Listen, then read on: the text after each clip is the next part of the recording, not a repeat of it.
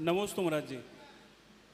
श्रुत मनीन्द्रिय से तो मन का विषय शुद्ध ज्ञान है, तो इसका उपयोग क्या मनोरोगियों को मन को बल देने में, बच्चों को पढ़ाने के लिए कैसे कर सकते हैं? इस पे थोड़ा प्रकाश डालिए। हाँ, थोड़ा प्रकाश डालने का समय कहाँ बचा है? तो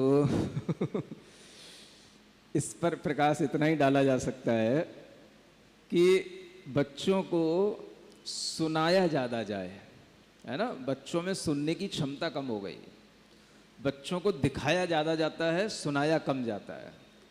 जितने भी ये स्टैंडर्ड क्लासरूम, क्या बोलते हैं आप इनको, स्मार्ट क्लास, हाँ, तो ये जो आजकल चल रही, इनमें भी सब दिखाया ही जाता है, सुनाया कम जाता है। जबकि हम देखते हैं बचपन से कहानियाँ सुनते थे, नानी की, दादी की, है ना, घर में भी सबकी सुनते थे।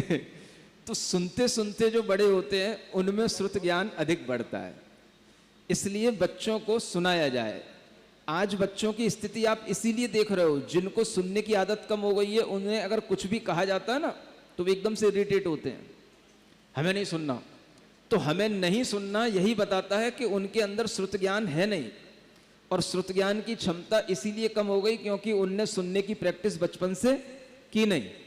बड़ा बच्चा हुआ, थोड़ा सा उसे हॉस्टल में डाल दिया, दूसरी स्कूलों में अपने अलग अलग तरह से उसे पहुंचा दिया, और वहां पर किसी की ना कुछ सुनना है ना किसी से कुछ कहना है। इस तरह से जब बच्चे बड़े होंगे तो उनमें सुनने की क्षमता कम हो जाएगी, तो फिर वह किसी की भी नहीं सुनेंगे, और यही आज के बच्चों की सबसे बड़ी समस्या बनी हुई है। इसलिए उन्हें सुनाओ, खूब सुनाओ। यहाँ पर आप जो सुनते हो बच्चों को जाकर के सुनाओ। आप 1 घंटा सुनते हो, उन्हें 2 घंटा सुनाओ।